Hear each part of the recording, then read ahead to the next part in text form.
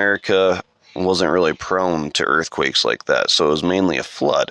And so then I wonder, there's this theory that during the Ice Age, this huge ice cap in Canada was hit by meteors and it flash flooded it. So were these earthquakes that Atlanteans experienced, were they just created by these meteors that struck this ice and flash flooded it?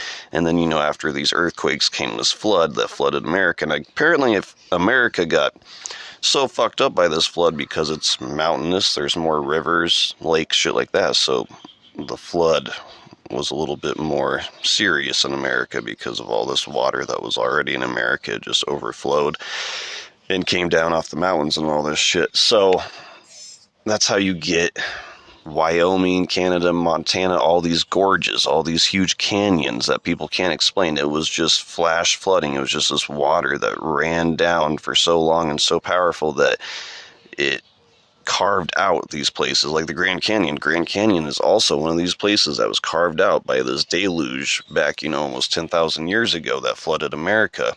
And even Graham Hancock, obviously, he talks about that shit on Ancient Apocalypse, this fantastic show on Netflix, if you ever want to get more into this kind of shit.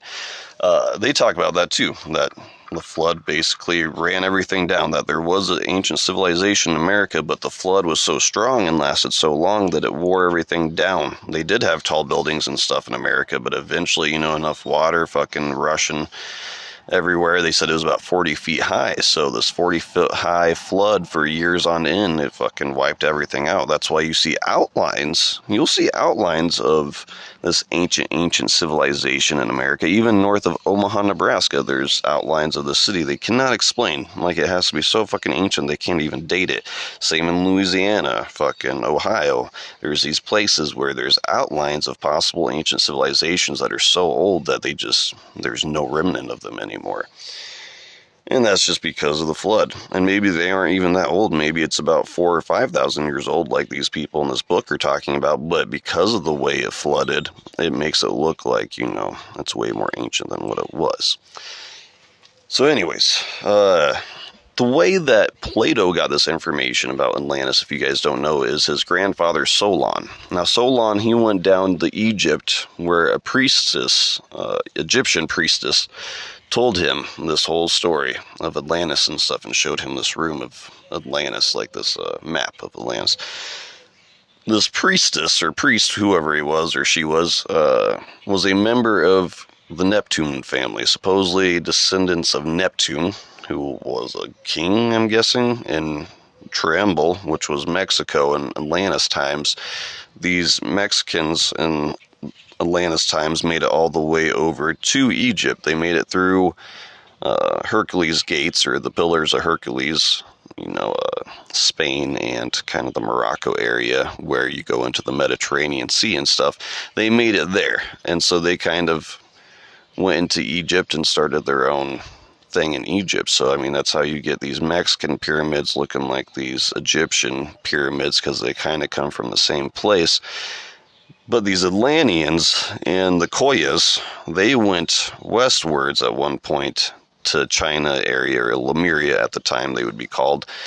And this Lemuria basically did not like that the Atlanteans came over to their side, or maybe the Atlanteans went to their side to start war with them. There are a lot of different theories on that. But either way, the Atlanteans kind of got wiped out, and a lot of them did not return from this war against Lemuria. And then eventually, like, maybe it wasn't even meteors that hit this ice in Canada. Maybe it was missiles. Maybe these Lemurians had an ancient technology like they talk about, and ancient aliens and stuff. And they ended up, just fucking up Atlantis so they wouldn't come attack them again and shit. Because maybe they were giants and they didn't want giants all up in their shit. And so they bombed them. So anyways, yeah, it was just fascinating, this book, man. Like I said, they mention all sorts of shit, like when America was flooded with this 40 foot of water, Native Americans, or what we think of as Native Americans, survived slightly by being on top of these mountains. Not many of them survived. And then some of them went underground. You see this in ancient tales of the Hopi. Hopi say these ant people came from underground and had them go under before this deluge and stuff. And then once the deluge was over, they came back up. And that's how it was on some of these mountaintops. There were some people that actually survived, and that's how you get some of these giants in America that were still talked about in, the 1600s and 1700s, even being part of these Native American tribes. These giants were just also remnants of this main civilization that existed in Atlantis before it got flooded and stuff. So that's why feathers, I guess, are a big thing in the Native American culture, is because birds, since they can fly, they were one of the only species that survived this flood. And they were up in the mountain areas on these peaks with these natives that did eventually survive and stuff. But many of them starved. A lot of this ancient civilization starved out because this flood lasted so long. It killed off a lot of the wildlife. Their buildings eventually crumbled. A lot of these people were surviving in these tall buildings that did exist in America at one point, but those eventually fell apart and they either drowned or starved. And so it was rough. It's kind of what Colonel James Churchward talks about in his book, Lost Continent of Mu, how people on the Fiji Islands and all these Solomon Islands, stuff like that, are just remnants of a civilization that was once there, but when it flooded, now all that was left were these islands, and they end up becoming savages, because for thousands of years they had nothing. They lost everything, and they started back over consciously and started eating each other because they had no food. So that's how we get a lot of these cannibal stories in the Pacific too, is because that's just how things were. After their land went away and they were stranded on these islands, they fucking had the resort to cannibalism. Yeah, and it's fascinating while we're on the subject that, again, giants are a big thing on the Solomon Islands. Like, they still exist today, supposedly. These tribes or these villages are relocating their villages sometimes because sometimes they're too close to fucking giants and where they're living near the mountains and stuff, and the giants come fuck with their shit. And supposedly they're red-haired giants, just like Lovelock Caves in Nevada. Red-haired giants. And then when you go to Kandahar, fucking Afghanistan, fucking red-haired giant story.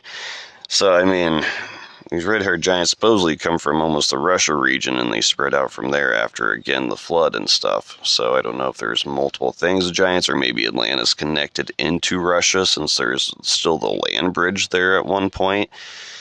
I don't know, or maybe they came into America over the land bridge from Russia. I don't know, but either way, these giants existed, and they're all down the coast, like I said, from fucking Afghanistan all the way into America, down the west coast, and into South America. So, anywho, and then, I mean, while we're still on the fucking giant subject, they're everywhere. I mean, just Malta and Greece and Africa. Supposedly Morocco had a fucking king that was a giant and stuff back when Alexander the Great was coming through. So, just I could go on and on. But there's so much shit, man. Like I said, this book fascinated me because they just really answer some questions about Atlantis and where it is located, what the fuck happened, stuff like that.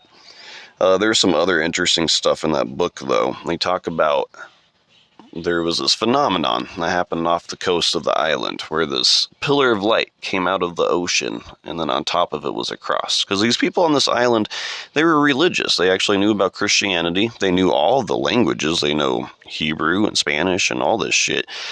And they understood Christianity better than these Englishmen. They even told them, they're like, your Bible doesn't have everything in it. We actually have Jesus's knowledge on plants and agriculture and all this stuff, like fucking nature, I guess. So these people were really good alchemists when it came to herbs and medicines and all this other shit. So they had parts of the Bible that these Englishmen did not. So anyways, some of this Bible that they got, though, was from this phenomenon. So when this phenomenon happened and this cross, appeared in the ocean, a bunch of people went out on little canoes to go see what was going on, but they couldn't touch the light. There's like this force field around that wouldn't let them get close to the light.